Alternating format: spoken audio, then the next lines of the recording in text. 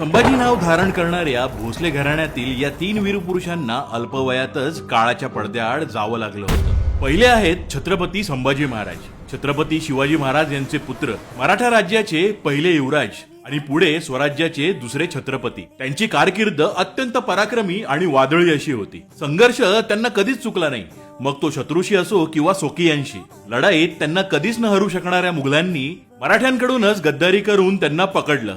अत्यंत वेदनादायी पद्धतीने त्यांची हत्या केली. स्वराज्याच्या लाडक्या छत्रपतीने आपल्या लोकांसाठी बलिदान दिलं होतं. तेव्हा ते फक्त 32 वर्षांचे होते. दुसरे आहेत संभाजीराजे भोसले, छत्रपती शिवाजी महाराजांचे थोरले बंधू.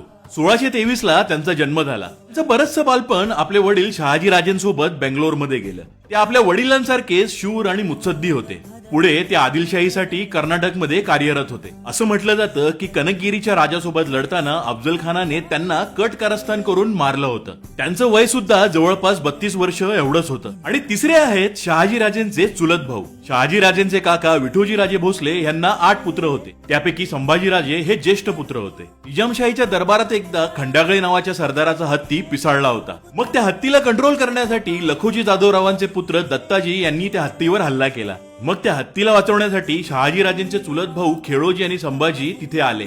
मग दत्ताजी आणि संभाजी या दोन गटांमध्ये एक छोटं युद्ध झालं. मग त्या युद्धात दत्ताजी संभाजींच्या हातून मारले गेले. लखोजी जाधवरावांना जेव्हा आपल्या पुत्राच्या मृत्यूची बातमी कळाली तेव्हा ते तिथे आले आणि त्यांनी खेळोजी आणि संभाजींवर हल्ला केला. या हल्ल्यात शहाजीराजे सुद्धा किरकोळ जखमी झाले आणि संभाजीराजे या हल्ल्यात मारले गेले. तेव्हा त्यांचं वय नेमकं किती होतं हे सांगता येत नाही, पण हा प्रसंग जवळपास 1623 चा आहे आणि संभाजीराजे शहाजीराजेंपेक्षा थोडे मोठे होते. मग ह्यावरून हे सांगता येतं की त्यांचं वय सुद्धा 30 ते 40 ह्यामध्ये असावं.